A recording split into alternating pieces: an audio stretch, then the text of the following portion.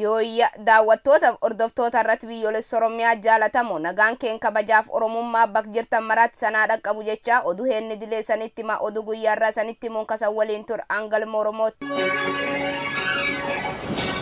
Durs hangafoota oduu aanaa Abuna Gindabarat Gandoggoma irratti mootummaan PP aleella xiyyaar waraanaa yoo raawwatu gandoota adda addaatti gudeejjiin dubartoota Oromoo ga'u ammaatee jira. Poolisoonni humna addaa Oromiyaa ona gadhiisanii baduun akkuma itti fufee jira. Waraanni sirni PP godina Lixaa Wallaggaa Qeellam Wallaggaa fi Ba'a Wallaggaa keessatti namoota 40 ol ajjeese. Mootummaan Tigraay Affaar keessaa guutumaa ba'uuf al duree gaafachuu Suudaan Poostiin ibsa. Shoror keessaa Amaaraa Faannoo jedhamu ijaarsisaa Oromiyaa dabalatee naannolee biroolleetti jabeessuuf hojjechaa jiraachuun saaxilama. Kunneen hangafoota dooti hangar bal'inni oduu san dabala.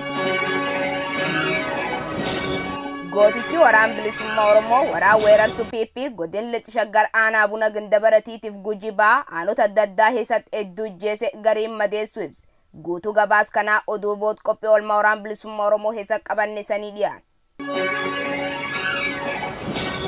Waraanni sirni PP godina Lixaa Wallaggaa Qeellam Wallaggaa fi Ba'a Wallaggaa keessatti namoota 40 ol ajjeese. Jaalaqaafan Fayyeeraa dabalata qaba. Waraanni goolessituu PP ilmaan Oromoo ajjeesuun gadaa aangoo Abiy Ahmad dheeressuu barbaadu ebela 19/2022 ilmaan Oromoo 3 godina Lixaa Wallaggaa ona Qondaalaa keessatti ajjeesanii jiru. Akka kanaanis ona Qondaalaa ganda caffee fashfashii keessatti namoota 2 maqaan isaanii Obbo Muluu Kabaa fi Muusaa Walduu jedhaman mana isaaniitii qabuun ajjeesanii gataniiru. Kana malees onuma Qondaalaa magaalaa Qondaalaa keessatti maanguddoo Oromoo ganna 70 Obbo Jombor Fiixee jedhamu badii tokko malee ati hidhata waraana bilisummaa Oromoo qabda ittiin jechuun ajjeesanii jiru. Ona Qondaalaa keessatti baatii tokko qofa keessatti namootni 37 ol du'uun jiraattonni dubbatu. Oduma wal fakkaatuun waraanni sirna PP